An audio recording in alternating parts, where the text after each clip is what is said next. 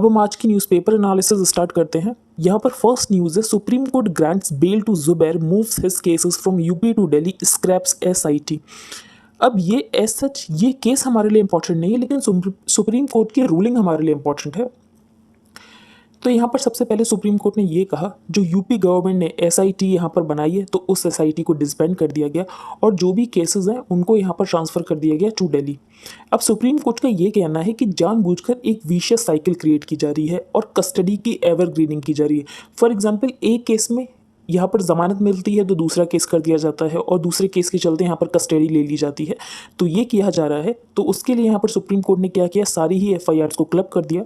तो Supreme Court order is a reminder that the power to arrest should not be misused. तो यहाँ पर supreme court का ये कहना है कि स्टेट के पास पावर है अरेस्ट करने की, लेकिन स्टेट को इस पावर को स्पेयरिंगली यूज़ करना है। ये नहीं कि आप किसी को भी अरेस्ट करते जा रहे हो। तो बेसिकली जेल यहाँ पर एक्सेप्शन होना चाहिए और बेल यहाँ पर रूल होना चाहिए। तो jail should be the exception और यहाँ पर बेल रूल होना चाहिए। तो ये सुप्रीम कोर्ट का कहना है और जो अरेस्ट करने की पावर है इसको यहाँ पर स्पेयरिंगली यूज़ करने की ज़रूरत है। Evergreening of the custody of an accused, तो यहाँ पर यही किया जा रहा था, जो अक्यूज है उसकी एवरग्रीनिंग की जा रही थी कस्टडी की, कि एक केस में जमानत मिलती तो दूसरे केस में यहाँ पर जेल में डाल दिया जा रहा था। By declining to restrain Zubair from tweeting, the court underlines the right to free speech. अब यहाँ पर जो काउंसिल थे उनका ये कहना था कि जुबैर को ये कहा जाए कि आगे वो कोई भी ट्वीट ना करे। तो सुप्रीम कोर्ट का ये कहना है कि सुप्रीम कोर्ट ऐसी कोई भी एंटिसिपेटरी ऑर्डर पास नहीं कर सकता, क्योंकि ये यहाँ पर राइट टू फ्री स्पीच को यहाँ पर अंडरमाइन करेगा। तो डिसबैंडिंग the special investigation team formed by Uttar Pradesh and underlining that there is no justification to keep him in continued custody, यहाँ पर सुप्रीम कोर्ट ने इंटरिम बेल दे दी। तो एक बार हम डिस्कस कर लेते हैं। तो सबसे पहले यहाँ पर जो इन्वेस्टिगेशन थी 6 एफआईआर्स की, वो ट्रांसफ़र की गई from UP to Delhi. The bench stated that other than the 7 current cases, अगर किसी फ्यूचर में भी कोई एफआईआर होती है तो उसको भी ट्रांसफ़र किया जाएगा to the Delhi police special cell. फिर यहाँ पर यह कहा गया था बाय द काउंसिल कि जो जुबैर हैं वो आगे ट्वीट ना कर सकें। तो इसके लिए सुप्रीम कोर्ट ने ये कहा कि हम कोई भी एंटिसिपेटरी ऑर्डर पास नहीं कर सकते। अगर हम कोई एंटिसिपेटरी ऑर्डर पास करेंगे तो ये वॉयलेटिव होगा फ्री स्पीच का। अब हम सेकेंड न्यूज़ डिस्कस करेंगे, रनिल इलेक्टेड लंका प्रेसिडेंट। तो यहाँ पर जो प्रेसिडेंट थे श्रीलंका के, गोटाबाया राजपक्षे, वो तो वहाँ से चले गए, सिंगापुर चले गए हैं। फिर उन्होंने अपना रेजिग्नेशन दे दिया। फिर यहाँ पर नए प्रेसिडेंट इलेक्ट हुए और नए प्रेसिडेंट बने हैं रनिल विक्रमसिंघे। अब हम आगे चलते हैं। As global crude prices fall, government cuts windfall tax on fuel exports। तो हमने कुछ टाइम पहले ये न्यूज़ डिस्कस की थी कि गवर्नमेंट ने एडिशनल एक्साइज ड्यूटी लगा दी है पेट्रोल एक्सपोर्ट्स के ऊपर, डीजल एक्सपोर्ट्स के ऊपर। इसके अलावा गवर्नमेंट ने विंडफॉल टैक्स लगा दिया है, लेकिन अब गवर्नमेंट ने यहाँ पर विंडफॉल टैक्स को भी कट किया है और जो यहाँ पर एडिशनल एक्साइज ड्यूटी लगाई थी वो पेट्रोल पर तो पूरी तरीके से हटा दी है और डीजल पर थोड़ी कम कर दी है। तो additional excise duty equals to ₹6 per liter on petrol exports has been removed entirely, while that on diesel exports has been cut to ₹11 per liter from ₹13 per liter earlier। तो हमने ये डिस्कस किया था कि गवर्नमेंट ने additional excise duty क्यों लगाई थी। तो इसका रीज़न ये था, जो ऑयल मार्केटिंग कंपनीज़ हैं वो इंडिया में फ्यूल शॉर्टेज एक तरीके की क्रिएट हो रही थी। वो इसीलिए क्योंकि ऑयल मार्केटिंग कंपनीज़ क्या कर रही थी, इनको एक्सपोर्ट कर रही थी। अब ऑयल मार्केटिंग कंपनीज इसीलिए ऑयल को एक्सपोर्ट कर रही थी क्योंकि इंडिया में उनको नुकसान हो रहा था। एज सच तो क्रूड ऑयल के प्राइसेस बढ़ रहे थे, लेकिन गवर्नमेंट जो है वो इंडिया में फ्यूल के प्राइसेस को बढ़ने नहीं दे रही थी क्योंकि उसकी वजह से इन्फ्लेशन क्रिएट हो रहा था। लेकिन ऑयल मार्केटिंग कंपनीज को नुकसान हो रहा था, तो ऑयल मार्केटिंग कंपनीज ने सोचा कि इंडिया में जो फ्यूल पंप्स हैं वहाँ तो नहीं बेचते हैं पेट्रोल और डीजल, इसके अलावा हम एक्सपोर्ट कर देते हैं। इसीलिए सरकार ने एक्सपोर्ट के ऊपर एडिशनल एक्साइज ड्यूटी लगा दी थी, जिसकी वजह से कंट्री में कोई भी फ्यूल शॉर्टेज क्रिएट ना हो। तो additional excise duty equals to ₹6 per liter on petrol exports has been removed entirely, while that on diesel exports has been cut to ₹11 liter। इसके अलावा जो स्पेशल एडिशनल एक्साइज ड्यूटी लगाई गई थी उसको भी कम कर दिया गया है। तो जो विंडफॉल टैक्स था उसको भी यहाँ पर कम कर दिया गया है। इसके अलावा अगर कोई भी एक्सपोर्ट होता है उस रिफाइनरी यूनिट से जो कि स्पेशल इकोनॉमिक जोन में है, तो उसको पूरी तरीके से एग्जेम्प्ट किया जाएगा फ्रॉम द टैक्सेस। तो government also exempted petrol, diesel and ATF from levy of duties when exported from refinery units, जो कि यहाँ पर स्पेशल इकोनॉमिक जोन में है, with an aim to address the issue of fuel shortage in the country. तो मैंने आपको बताया था कंट्री में फ्यूल शॉर्टेज क्रिएट हो रही थी, लेकिन ये जो फ्यूल शॉर्टेज थी वो एज सच आर्टिफिशियली क्रिएट हो रही थी क्योंकि ये जो ऑयल मार्केटिंग कंपनीज है ये जानबूझ के एक्सपोर्ट कर रहे थे क्योंकि इनको एक्सपोर्ट करने में ज़्यादा फायदा हो रहा था और डोमेस्टिक सप्लाई में इनको ज़्यादा ज़्यादा फायदा नहीं हो रहा था, क्योंकि डोमेस्टिक सप्लाई में जानबूझकर यहाँ पर जो रेट है वो बढ़ने नहीं दिए जा रहे थे, जिसकी वजह से कंट्री में इन्फ्लेशन ना क्रिएट हो। फिर इन्होंने क्या किया, इन्होंने सोचा हम एक्सपोर्ट करके पैसा कमा लेंगे। फिर यहाँ पर सरकार ने कहा कि अगर आप एक्सपोर्ट करोगे तो आपको यहाँ पर एडिशनल एक्साइज ड्यूटी देनी पड़ेगी, तो जिसकी वजह से ये यहाँ पर जो डोमेस्टिक सप्लाईज है वो इंश्योर की जा सके। तो centre also impose a cess of ₹23,250 per ton और windfall tax on domestic crude, लेकिन अब इसको थोड़ा कम कर दिया गया है। The statement assured of enough fuel availability, तो मैंने आपको बताया कि एडिशनल एक्साइज ड्यूटी इसीलिए लगाई गई थी कि कंट्री में फ्यूल अवेलेबिलिटी बनी रहे, कंट्री में किसी भी तरीके की फ्यूल शॉर्टेज क्रिएट ना हो। The shortage of fuel at retail outlets was triggered by oil marketing companies, क्योंकि ऑयल मार्केटिंग कंपनीज जानबूझकर यहाँ पर एक्सपोर्ट कर रहे थे, क्योंकि डोमेस्टिकली उनको नुकसान हो रहा था, क्योंकि यहाँ पर जो प्राइसेस है वो बढ़ नहीं रहे थे। इंटरनेशनल क्रूड ऑयल के प्राइसेस तो बढ़ रहे थे, लेकिन डोमेस्टिक में प्राइस नहीं बढ़ रहे थे। तो these two factors had led to oil marketing companies reporting under recoveries of ₹20 to 25 पर लीटर ऑन डीजल, क्योंकि यहाँ पर जो ऑयल मार्केटिंग कंपनीज है अगर वो यहाँ पर डोमेस्टिक सप्लाई कर रहे थे तो उनको लगभग 20 से 25 रुपये पर लीटर नुकसान हो रहा था डीजल में, और 10 से 15 लीटर नुकसान हो रहा था पेट्रोल में। तो उन्हें ऐसा लगा इससे एक्सपोर्ट करके ही फ़ायदा कर लेते हैं, डोमेस्टिक सप्लाई क्यों इंश्योर करना। लेकिन सरकार को यहाँ पर ज़रूरत है कि फ्यूल शॉर्टेज ना हो कंट्री में, तो उसके लिए यहाँ पर सरकार ने स्टेप लिया था। लेकिन अब ये डर है कि ग्लोबल रिसेशन आ सकता है, इसीलिए सरकार ने ये सब थोड़ा कट कर दिया। अब हम आगे चलते हैं। बाकी फर्स्ट पेज पर कोई इंपॉर्टेंट न्यूज़ है नहीं, यहाँ पर भी कोई इंपॉर्टेंट न्यूज़ नहीं है, ये हम डिस्कस करेंगे। तो 2020 में सरकार ने क्या किया था, कंसेशन दिया जाता है, जो सीनियर सिटीजन्स हैं उनको 50% कंसेशन मिलता है रेलवे के द्वारा। तो ahead of the nationwide lockdown in 2020 the railways had discontinued the up to 50% concession, जो कि सीनियर सिटीजन्स को दिया जाता है। और गवर्नमेंट ने इसका रैशनल क्या दिया, गवर्नमेंट ने ये कहा कि हम जानबूझकर इस कंसेशन को हटा रहे हैं, क्योंकि जो सीनियर सिटीजन्स है वो यहाँ पर ज़रूरी ना हो फिर भी ट्रैवल ना करें, क्योंकि उनको कोविड होने के ज़्यादा चांसेस है। तो वो अगर इधर से उधर ट्रैवल करेंगे क्योंकि उनको यहाँ पर कंसेशन मिल रहा है, तो उसकी वजह से कोविड बहुत ज़्यादा फैल सकता है। लेकिन अब सरकार ने इस डिसीजन को रिवर्स किया ही नहीं, सरकार ने कहा कि अब हम कंसेशन देंगे ही नहीं। तो concession for senior citizens on trains not desirable, ये गवर्नमेंट ने कहा है। गवर्नमेंट ने कहा अब हम कंसेशन नहीं देंगे, क्योंकि वैसे भी रेलवेज को बहुत ज़्यादा नुकसान हो रहा है। तो these financial losses due to concessions have long term impact on the financial health of the railways, इसीलिए ये कंसेशन वापस नहीं लाया जाएगा जो कि सीनियर सिटीजन्स को दिया जाता था। फिर नेक्स्ट यहाँ पर लोकसभा में गवर्नमेंट ने ये बताया कि जो मायोस्ट वायलेंस है वो तो कम हुआ है, लेकिन सिक्योरिटी पर्सनल की डेथ जो कि यहाँ पर नक्सलिज्म की वजह से होती है वो यहाँ पर इंक्रीज हुई है। तो ये डेटा आप कोट कर सकते हैं मेंस आंसर राइटिंग में। While incidents of Naxal violence have dropped by 77% between 2009 and 2021, लेकिन जो डेथ ऑफ सिक्योरिटी पर्सनल है जो कि मायोस्ट वायलेंस की वजह से इंक्रीज हुई है, एज सच डबल हो गई है छत्तीसगढ़ में इन द पास्ट 3 ईयर्स। तो left wing extremism violence decrease हुआ है, लेकिन सिक्योरिटी पर्सनल की death due to left wing extremism ये यहाँ पर इंक्रीज हो गई है। फिर यहाँ पर हम इसरो के मिशंस देख लेते हैं। तो यहाँ पर इसरो एक्सपो सेट को यहाँ पर लॉन्च करेगा। एक्सपो सेट क्या है, it is design to study cosmic X-rays. तो एक्सपो सेट कॉस्मिक एक्सरेज को स्टडी करेगा। तो space agencies third scientific mission scheduled for next year is the space observatory, जो कि होगी एक्सपो सेट। तो एक्सपो सेट क्या है ये पता होना चाहिए, टू स्टडी कॉस्मिक एक्सरेज। इसके अलावा जो गगनयान मिशन है उसका फर्स्ट एबॉर्ड डेमोन्स्ट्रेशन टेस्ट होगा इस साल ही आखिरी में होगा। अब एबॉर्ड डेमोन्स्ट्रेशन टेस्ट क्या होता है, तो गगनयान में जो यहाँ पर कैबिन क्रू जाएगा, अब यहाँ पर जो क्रू होगा फॉर एग्जाम्पल मिशन फेल हो जाता है तो क्रू एस्केप कर सके उसके लिए होता है एबॉर्ड डेमोन्स्ट्रेशन टेस्ट। जैसे कि यहाँ पर लिखा हुआ भी है, abort missions are meant to test the systems that can help the crew escape from the spacecraft mid flight in case of a failure. तो अगर गगनयान मिशन फेल हो जाता है तो उसमें जो क्रू है उसकी जान बच सके, वो एस्केप कर सके, तो उसके लिए होता है एबॉर्ड मिशन टेस्ट। फिर यहाँ पर जो इसरो है वो स्पेस डॉकिंग एक्सपेरिमेंट करेगा 2024 में। अब स्पेस डॉकिंग एक्सपेरिमेंट क्या होता है, तो बेसिकली 2 सेपरेटली लॉन्च्ड एयरक्राफ्ट को ज्वाइन कर देना, ये होता है स्पेस डॉकिंग। तो space docking is a process of joining 2 separately launched air spacecraft. तो ये आपको पता होना चाहिए स्पेस डॉकिंग क्या होता है। इसके अलावा हमने एक्सपो सेट डिस्कस किया और हमने एबॉर्ड डेमोन्स्ट्रेशन मिशन डिस्कस किया। तो स्पेस डॉकिंग क्या होता है, the process of joining 2 separately launched spacecraft. फिर यहाँ पर इंडियन स्पेस एजेंसी का एक और टारगेट ये है कि हमें अपना खुद का स्पेस स्टेशन बनाना है लगभग आने वाले 5 से 7 सालों में। फिर यहाँ पर आदित्य L1 मिशन की बात की गई है। तो आदित्य L1 मिशन जो कि सन की स्टडी के लिए है। अब 2 सेलेस्टियल बॉडीज़ के बीच में लगभग 5 यहाँ पर लेग्रेंजियन पॉइंट्स होते हैं। लेग्रेंजियन पॉइंट्स क्या होते हैं, वो पॉइंट जहाँ पर जो ग्रेविटेशनल पुल है 2 सेलेस्टियल बॉडीज़ का वो एक दूसरे को बैलेंस आउट कर सके। तो there are 5 Lagrangian points between any two celestial bodies where the gravitational pull of both the bodies on the satellite is equal to the force, जो कि यहाँ पर सैटेलाइट को ऑर्बिट में एक जगह कांस्टेंट रख सकता है, force required to keep the satellite in orbit. तो ये होता है Lagrangian पॉइंट। फिर यहाँ पर हमने डिस्कस कर लिया एक्सपोसैट, और इससे ज़्यादा कुछ इंपॉर्टेंट नहीं, चंद्रयान 3 को भी लॉन्च किया जाएगा। तो यहाँ पर आपको एक्सपोसैट याद रखना है जो कि कॉस्मिक रेस को स्टडी करने के लिए होगा। फिर हमने स्पेस डॉकिंग पढ़ा, स्पेस डॉकिंग क्या होता है, two separately launch spacecraft को ज्वाइन करने के प्रोसेस को स्पेस डॉकिंग कहते हैं। फिर इसके अलावा हम अपना स्पेस स्टेशन बनाएंगे लगभग आने वाले 5 से 7 सालों में।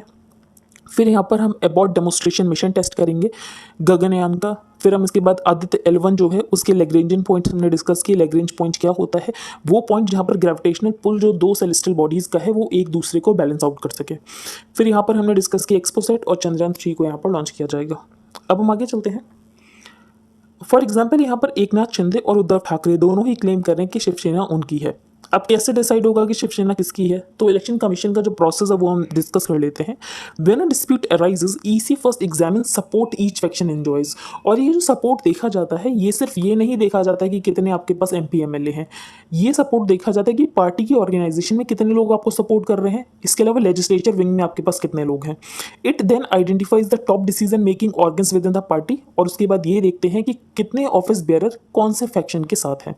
इट ऑल्सो काउंट्स कि कितने लॉ मेकर्स हैं हर कैंप में। इसके अलावा ये जो प्रोसेस है ये रिकॉग्नाइज नेशनल और स्टेट पार्टीज के लिए है।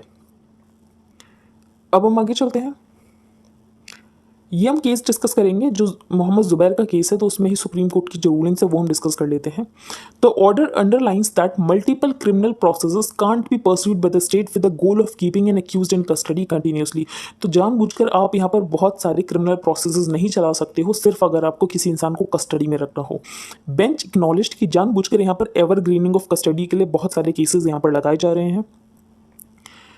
In the 2001 ruling on T Anthony versus the state of Kerala, supreme court ने यह कहा था कि सेम इशू पर 2 FIR नहीं हो सकती हैं। तो Supreme Court said there can be no second FIR when the information concerns the same offence alleged in the first FIR। तो फर्स्ट FIR भी सेम ऑफेंस के लिए, दूसरी FIR भी सेम ऑफेंस के लिए, तो ये नहीं किया जा सकता। एक ऑफेंस के लिए एक ही यहाँ पर FIR होनी चाहिए। फिर 2020 में in the case of Arnab Goswami versus union of India, जहाँ पर जो जर्नलिस्ट गोस्वामी थे उन्होंने बहुत सारे multiple hate speech cases for the same incident face किए थे। तो कोर्ट ने ये कहा था कि हमें बैलेंस बनाने की ज़रूरत है between the fundamental rights of citizen और यहाँ पर जो पुलिस की पावर है to investigate a cognizable offence. तो यहाँ पर जो स्टेट की पावर है और यहाँ पर जो इंडिविजुअल के राइट्स हैं उनमें बैलेंस मेंटेन करने की ज़रूरत है। The law on abortion and what it means for unmarried women. तो एक यहाँ पर महिला है जो कि 25 साल की है और उसकी जो प्रेगनेंसी है वो है 23 हफ्ते 5 दिनों की। अब वो यहाँ पर प्रेगनेंसी को टर्मिनेट कराना चाहती है। वो प्रेगनेंसी को इसीलिए टर्मिनेट कराना चाहती है क्योंकि उसके पार्टनर ने उससे शादी करने से मना कर दिया। हाई कोर्ट ने, दिल्ली हाई कोर्ट ने ओरल ऑब्जर्वेशन में इस प्रेगनेंसी को टर्मिनेट करने से मना कर दिया कि आप इस प्रेगनेंसी को टर्मिनेट नहीं कर सकते। तो ऐसे में हमारे लिए ज़रूरी हो जाता है कि हम यहाँ पर डिस्कस करें medical termination of pregnancy rules. अब हम डिस्कस करते हैं कि हमारे यहाँ जो एबॉर्शन के लॉज हैं वो कितने ज़्यादा प्रोग्रेसिव हैं।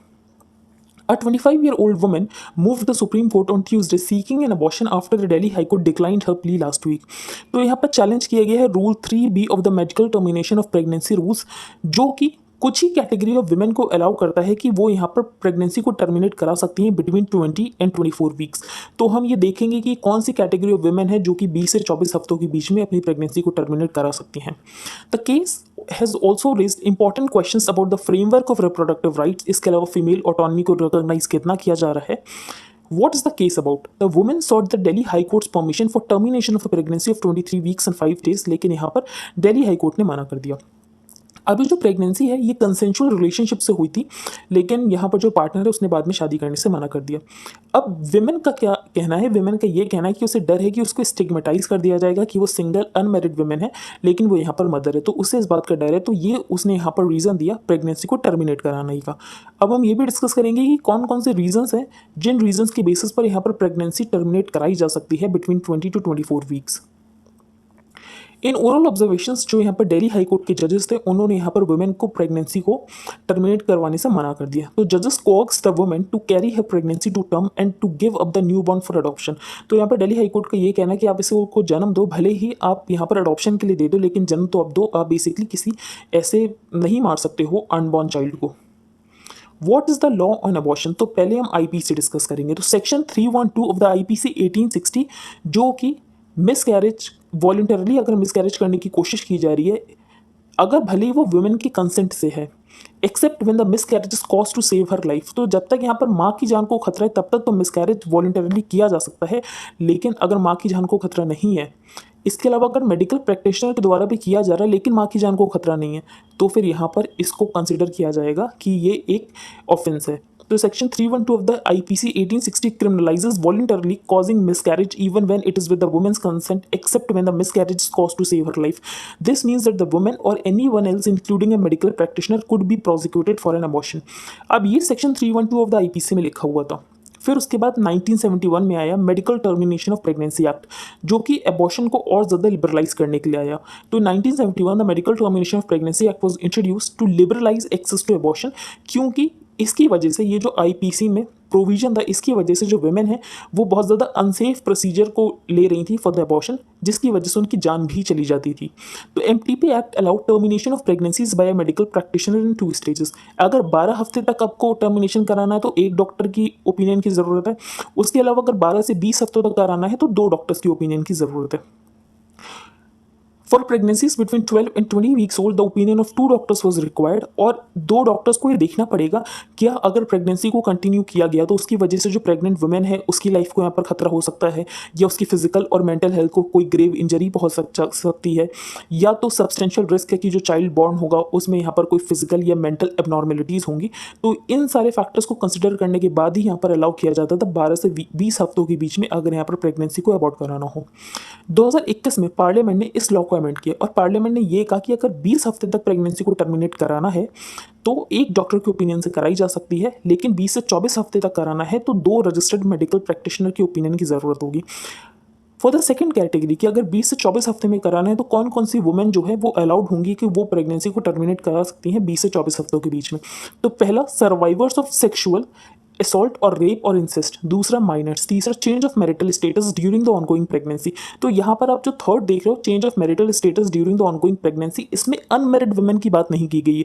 तो फॉर एग्जाम्पल कोई वुमेन यहाँ पर विडो हो गई या कोई वुमेन का डिवोर्स हो गया उसके हस्बैंड के साथ, तो उनको तो अलाउ है कि वो यहाँ पर प्रेगनेंसी को अबॉर्ट करा सकती हैं, लेकिन एज सच यहाँ पर अनमेरिड वुमेन की बात नहीं की गई है। Women with physical disabilities, mentally ill women including mental retardation, इसके अलावा फीटल मैल फॉर्मेशन हो गया है जिसकी वजह से जो बच्चा है उसको यहाँ पर फीटल एबनॉर्मेलिटीज़ डेवलप हो गई हैं। Women with pregnancy in humanitarian settings या तो डिजास्टर या तो इमरजेंसी सिचुएशन, तो इन सारी कैटेगरीज ऑफ वुमेन के लिए एप्लीकेबल है कि वो 20 से 24 हफ्ते के बीच में भी प्रेगनेंसी को टर्मिनेट करा सकती हैं। While the law recognises change in circumstances of the relationship status, तो हमने सी देखा कि अगर वुमेन यहाँ पर विडो हो जाती है या डाइवोर्स हो जाती है तो वो अपनी प्रेगनेंसी को टर्मिनेट करा सकती है 20 से 24 हफ्तों के बीच में, but it does not envisage the situation for unmarried women. So in cases involving rape, law states that anguish caused by the pregnancy shall be presumed to constitute a grave injury to the mental health of the pregnant woman. तो अगर rape का कोई case है तो ऐसे में pregnancy जो है वो 20 से 24 हफ्तों के बीच में भी टर्मिनेट कराई जा सकती है। Why does the law have the gap regarding unmarried women? तो अब अनमैरिड वुमेन के रिगार्डिंग गैप क्यों है? तो इसके बारे में भी एक 2021 में रिपोर्ट आई थी। तो 2021 में रिपोर्ट का ये कहना था कि parliamentary debates on the MPTP act reveal that legislators were concern कि अगर हम एबॉर्शन लॉ को बहुत ज़्यादा लिबरल बना देंगे और 20 से 24 हफ्तों के बीच में यहाँ पर जो एबॉर्शन है उसको अलाउड कर देंगे इवन फॉर अनमैरिड वुमेन, तो इसकी वजह से जो वुमेन की सेक्शुअल प्रॉमिस्क्विटी है वो बहुत ज़्यादा इंक्रीज हो जाएगी। तो वो ऐसा नहीं चाहते थे, वो यहाँ पर चाहते थे कि मॉरल हाई ग्राउंड मेंटेन रहे, इसीलिए उन्होंने यहाँ पर अनमैरिड वुमेन को इंक्लूड नहीं किया गया है।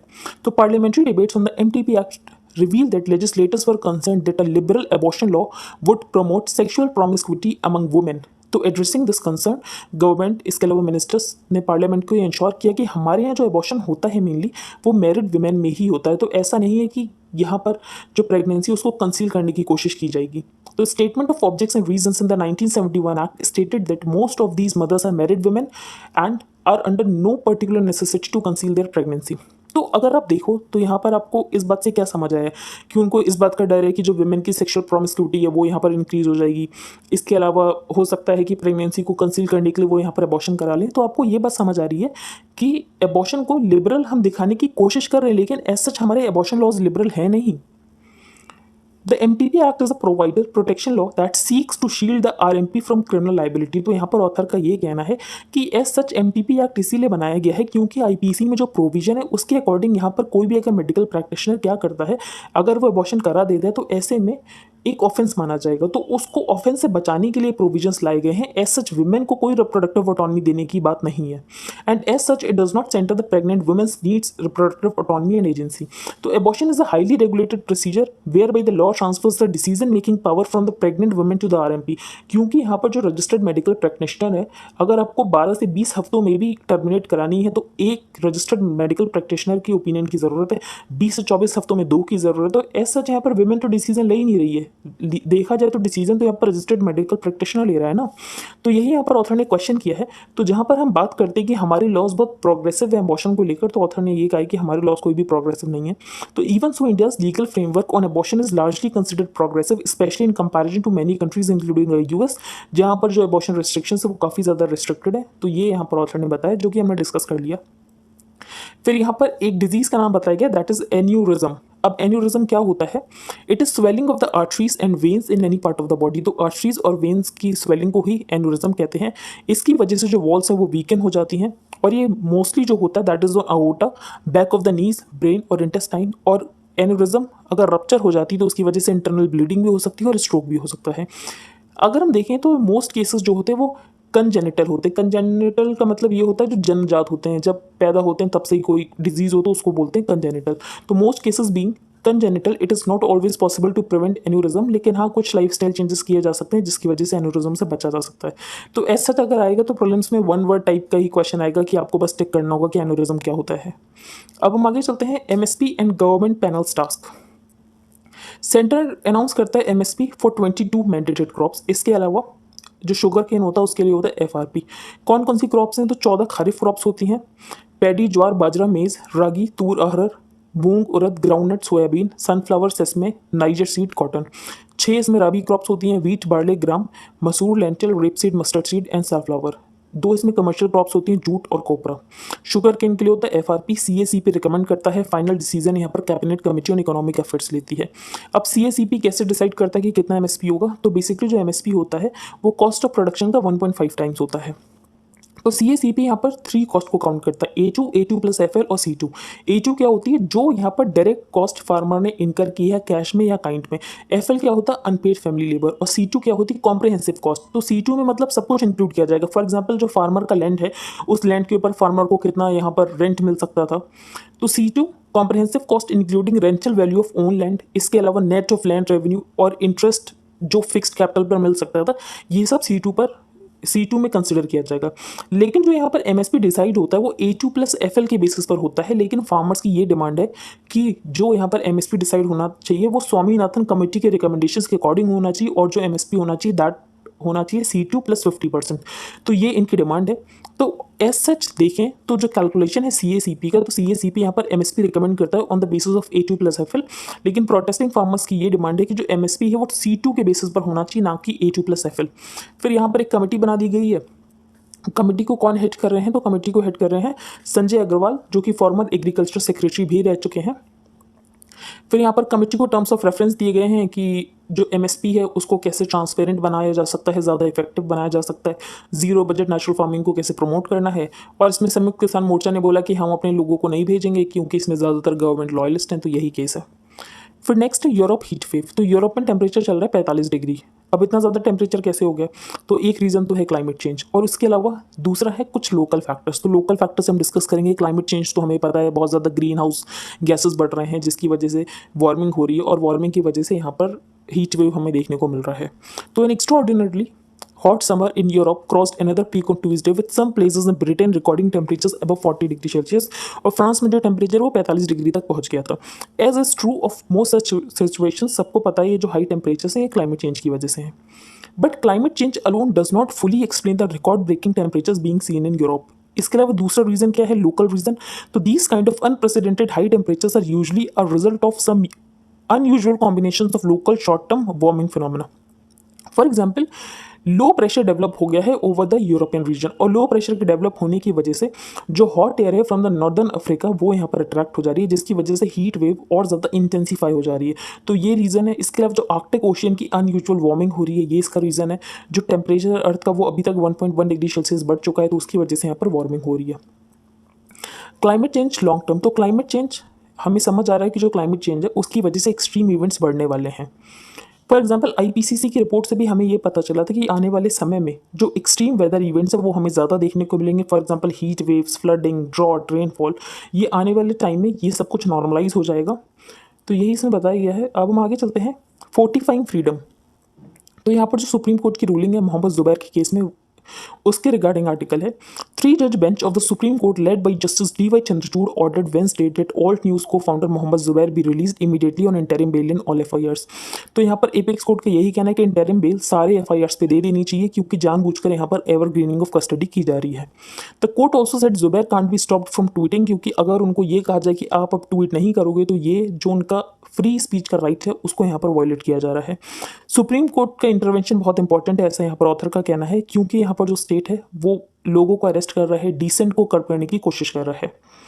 The bench had earlier observed that the practice of repeated charging and arresting was a vicious cycle and asked the UP police not to take precipitative action against Zubair। और यहाँ पर जो SIT UP government ने बनाई थी तो उस SIT को डिसबैंड कर दिया।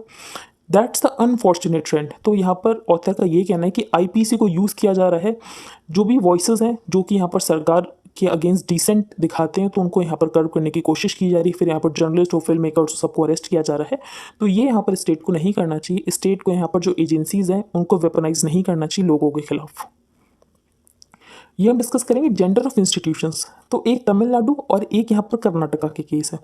तो तमिलनाडु में कोर्ट की ये रूलिंग आई है, मद्रास हाई कोर्ट की, कि एक विमेन ने मंगलसूत्र को रिमूव कर दिया होगा। तो उसके हस्बैंड ने इस ग्राउंड पर डिवोर्स मांगा है कि विमेन ने यहाँ पर मंगलसूत्र को रिमूव कर दिया है। तो मद्रास हाई कोर्ट का ये कहना है कि सही बात है, अगर विमेन ने मंगलसूत्र को रिमूव कर दिया है तो ये मेंटल क्रूअलिटी है टू हस्बैंड, और इसके तहत यहाँ पर कोर्ट ने डिवोर्स दे भी दिया। तो पहला तो ये केस हम देख लेते हैं। And there are no specific requirements that man should wear symbols of marriages. तो ये हम डिस्कस करेंगे। दूसरा केस क्या है, एक सर्वे हुआ है और सर्वे में ये पता चला, ये सर्वे कर्नाटका में हुआ था रिगार्डिंग एनईपी। तो ये पता चला है सर्वे में ज़्यादा से ज़्यादा लोगों का ये मानना है कि जो चाइल्ड की रिस्पॉन्सिबिलिटी है वो यहाँ पर विमेन की होती है, और डोमेस्टिक वायलेंस अगर विमेन सह रही है than that is good for the family. तो recently 2 connected media stories about attitudes to women, marriage and domesticity allow us to think about the peculiar nature of gender relations. The first concerns observations by the Madras High Court regarding proper behavior by women with regard to symbol of marriage, जहाँ पर mangalsutra necklace की बात की गई। फिर यहाँ पर दूसरा जो केस है that is related to survey, तो वो भी हम डिस्कस करेंगे। Commenting on the case of an estranged couple, Madras High Court ने ये कहा कि अगर मंगलसूत्र को रिमूव किया जाता है by the women from our body तो इसको मेंटल क्रूएलिटी कंसिडर किया जाएगा टुवर्ड्स हर हस्बैंड, और ये ग्राउंड हो सकता है फॉर द डिवोर्स। तो mangalsutra the court went on to say is only removed at the death of the husband. तो जब यहाँ पर हस्बैंड मर जाए उसके बाद ही मंगलसूत्र को रिमूव करना चाहिए।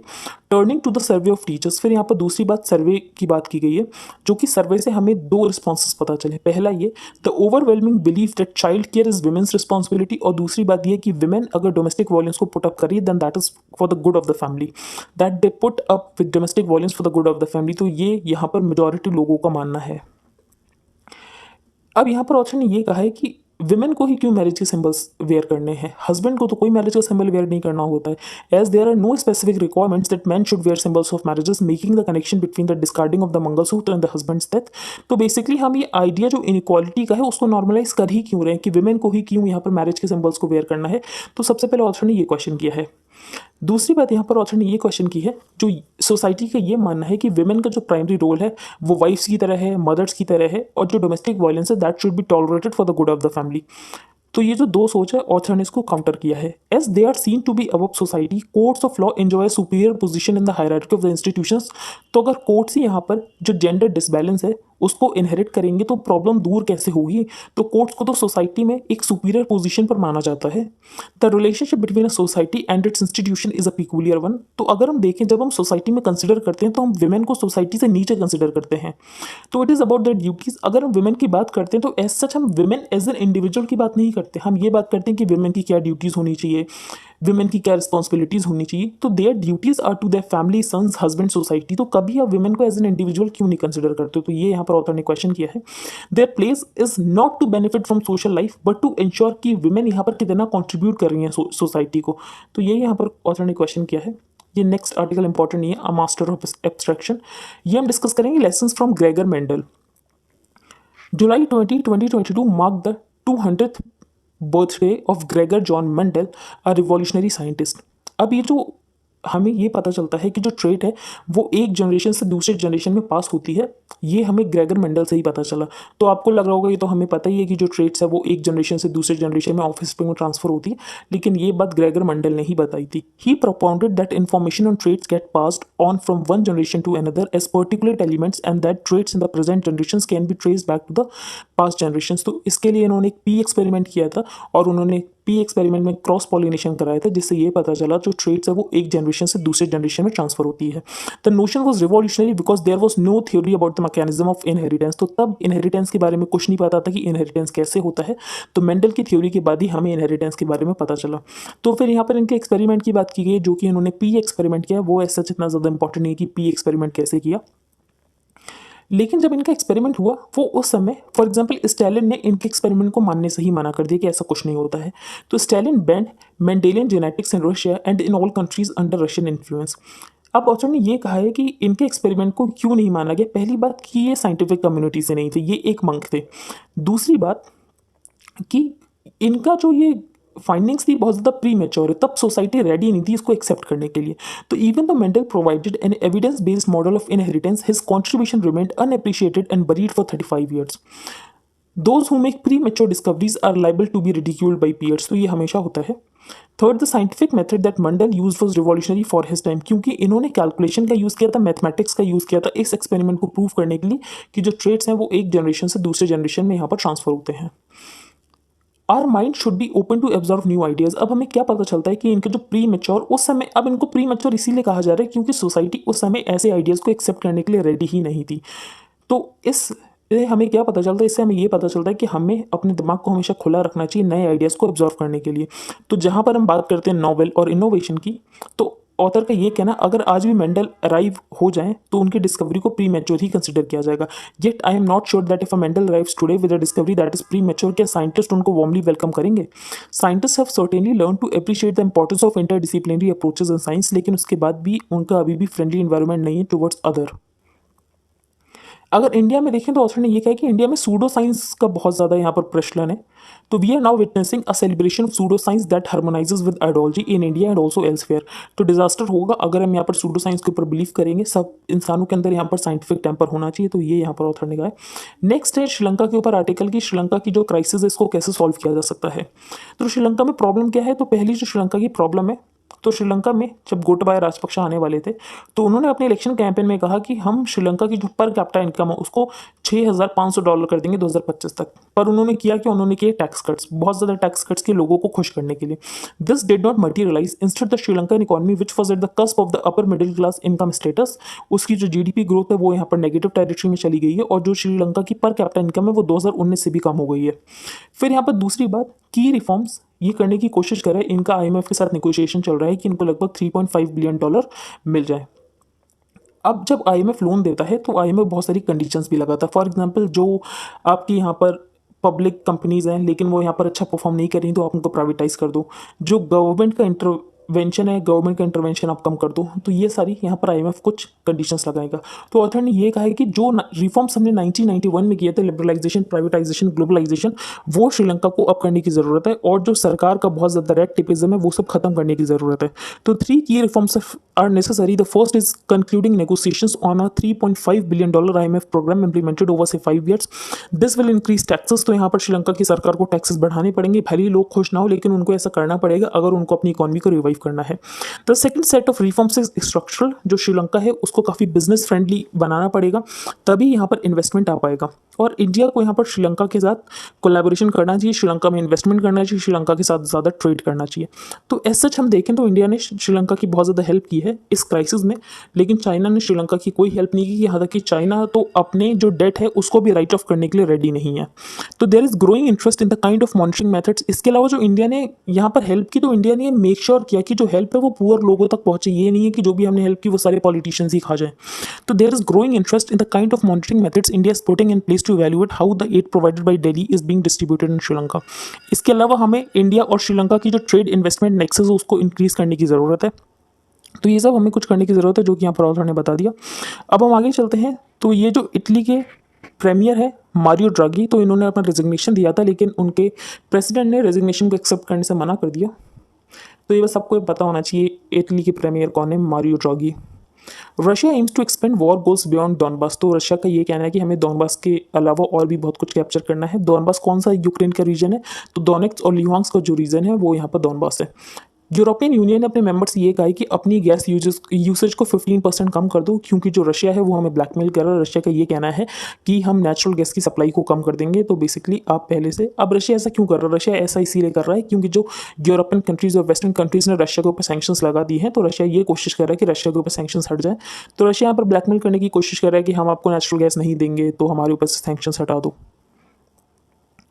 RBI ready to spend $100 billion more from forex reserve to defend rupee. तो आरबीआई का ये कहना है कि रूपी अगर और ज़्यादा डेप्रिशिएट होता है, तो बेसिकली सीनियर ऑफिशियल का ये कहना है कि अगर रूपी और ज़्यादा डेप्रिशिएट होता है तो आरबीआई के पास अच्छे खासे फॉरेक्स रिजर्व है, और आरबीआई जो $100 बिलियन है उतने तक मार्केट में डाल सकता है, जिसकी वजह से यहाँ पर रूपी की डेप्रिशिएशन कम हो सके। तो रुपये क्यों डेप्रिशिएट हो रहा है, तो इसका रीज़न ये है कि डॉलर की सप्लाई कम हो गई। तो आरबीआई जब डॉलर मार्केट में डाल देगा तो अपने आप ही डॉलर की सप्लाई यहाँ पर बढ़ जाएगी, और उसकी वजह से रूपी का डेप्रिशिएशन यहाँ पर कम हो जाएगा। India top remittance recipient. तो इंडिया टॉप रेमिटेंस रेसिपिएंट है, चाइना, फिलीपींस ये सब हमसे पीछे हैं। तो इंडिया है, उसके बाद चाइना है, then Mexico, then Philippines and Egypt. तो इंडिया नंबर 1 है, टॉप रेमिटेंस रेसिपिएंट है। एक बार हम रिवाइज कर लेते हैं। तो फर्स्ट पेज पर हमने यहाँ पर सुप्रीम कोर्ट की रूलिंग डिस्कस की। तो सुप्रीम कोर्ट ने ये कहा है कि एवर ग्रीनिंग ऑफ कस्टडी जो की जा रही है, और जो यहाँ पर डिसेंट को कर्व करने की कोशिश की जा रही है, अरेस्ट किए जा रहे हैं, ये सब करने की जरूरत नहीं है। और इसके अलावा सुप्रीम कोर्ट ने ये कहा कि अगर हम कोई एंटीसिपेटरी ऑर्डर पास कर दें कि कोई ट्वीट नहीं करना है, तो उसका मतलब ये है कि जो राइट टू फ्री स्पीच है वो यहाँ पर वॉयलेट हो रहा है। फिर यहाँ पर हमने ये डिस्कस किया कि global crude oil prices fall होने वाले हैं, ग्लोबल रिसेशन आने वाला है, तो ऐसे कुछ आसार लग रहे हैं। तो ऐसे में सरकार ने जो एडिशनल एक्साइज ड्यूटी है उसको पेट्रोल के ऊपर पूरी तरीके से रिमूव कर दिया, और जो डीजल उसके ऊपर थोड़ा कम कर दिया। अब सरकार ने क्यों लगाई थी एडिशनल एक्साइज ड्यूटी, वो इसीलिए लगाई थी क्योंकि जो ऑयल मार्केटिंग कंपनीज हैं ये जानबूझकर एक्सपोर्ट करके इंडिया की मार्केट में जो ऑयल है वो सप्लाई नहीं कर रहे थे, जिसकी वजह से इंडिया में एक तरीके की आर्टिफिशियल फ्यूल शॉर्टेज यहाँ पर क्रिएट हो गई थी। फिर यहाँ पर हमने डिस्कस किया इसरो के कौन कौन से मिशन है। तो पहले हमने एक्सपोसेट डिस्कस किया जो कि कॉस्मिक रेस को स्टडी करने के लिए। फिर हमने लैग्रेंज पॉइंट डिस्कस किया कि क्या होता है। फिर यहाँ पर हमने डिस्कस किया अबॉर्ट मिशन क्या होता है। तो अबॉर्ट मिशन बेसिकली वो मिशन कि अगर फेल हो जाए आपका मिशन, तो यहाँ पर जो क्रू है वो एस्केप कर सके आसानी से। फिर हमारा प्लान ये है कि स्पेस डॉकिंग एक्सपेरिमेंट करेंगे 2024 में। तो 2 सेपरेटली लॉन्च स्पेस क्राफ्ट को ज्वाइन करने का प्रोसेस होता है स्पेस डॉकिंग। इसके अलावा हम अपना खुद का स्पेस स्टेशन बनाएंगे लगभग आने वाले 5 से 7 सालों में। अब हम आगे चलते हैं। ये हम डिस्कस कर चुके हैं TT Antony versus state of Kerala. फिर यहाँ पर अड्डा गोस्वामी का केस भी हम डिस्कस कर चुके हैं। The law and abortion and what it means for married women. तो अगर हम देखें तो medical termination of pregnancy act क्या कहता है कि यहाँ पर 20 हफ्तों तक प्रेगनेंसी को अबॉर्ट कराना है तो एक रजिस्टर्ड मेडिकल प्रैक्टिशनर की जरूरत है। 20 से 24 तक कराना है तो यहाँ पर 2 की जरूरत है। कौन कौन सी कैटेगरी ऑफ वुमेन्स को अलाउ किया जाता है, तो survivors of sexual assault, rape और incest, minors, change of marital status हो जाता है, वुमेन विद फिजिकल डिसेबिलिटीज। इसके अलावा जो फीटल एबनॉर्मलिटीज है या तो वुमेन की जान को खतरा है, लेकिन इसमें अनमैरिड वुमेन को इंक्लूड नहीं किया जाता है। फिर यहाँ पर हमने डिस्कस किया कि जो CACP है वो रिकमेंड करता है MSP। तो CACP 3 कॉस्ट को लेता है, एक तो A2, दूसरी A2+FL और तीसरी C2। तो यहाँ पर फार्मर्स की ये डिमांड थी कि जो MSP है वो C2 + 50% कॉस्ट पर होना चाहिए। तो C2 + 50% ये MSP होना चाहिए। लेकिन अभी जो यहाँ पर CACP रिकमेंड करता है MSP वो A2+FL कॉस्ट पर करता है। तो यही यहाँ पर डिमांड है। फिर हम आगे चलते हैं। ये हमने डिस्कस कर लिया है कि एक तो सर्वे हुआ है नेशनल एजुकेशन पॉलिसी के रिगार्डिंग, जिसमें ये पता चल रहा है कि विमेन की रिस्पॉन्सिबिलिटी होती है, जो चाइल्ड है विमेन की रिस्पॉन्सिबिलिटी है, और विमेन अगर डोमेस्टिक वायलेंस को टॉलरेट कर रही है तो that is for the good of the family. तो ये सब हमने डिस्कस किया। फिर यहाँ पर हमने ग्रेगर मेंडल डिस्कस किया, तो उनकी 200 बर्थ एनिवर्सरी है। फिर इन्होंने ये बताया था कि जो ट्रेड्स हैं वो एक जनरेशन से दूसरे जनरेशन में ट्रांसफ़र होते हैं, तो बेसिकली ऑफ स्प्रिंग्स में जो ट्रेड हैं वो यहाँ पर ट्रांसफ़र होते हैं। फिर ऑथर ने ये बताया कि इंडिया में जो सूडो साइंस का एनवायरनमेंट है वो बहुत ज़्यादा बढ़ रहा है, तो उसको हमें कम करने की ज़रूरत है, लोगों में साइंटिफिक टेम्पर डालने की ज़रूरत है। फिर यहाँ पर इटालियन प्रीमियर का हमने नाम डिस्कस किया, मारियो ड्रागी। फिर रशिया का ये कहना है कि हम डॉनबास के अलावा भी काफ़ी कुछ कैप्चर करना चाहते हैं। फिर आरबीआई का ये कहना है कि हम $100 बिलियन जो हैं इससे ज़्यादा मार्केट में डाल सकते हैं अगर हमें रुपये का डेप्रिसिएशन रोकना है। तो thank you and have a nice day. If you like the video then please like share and subscribe.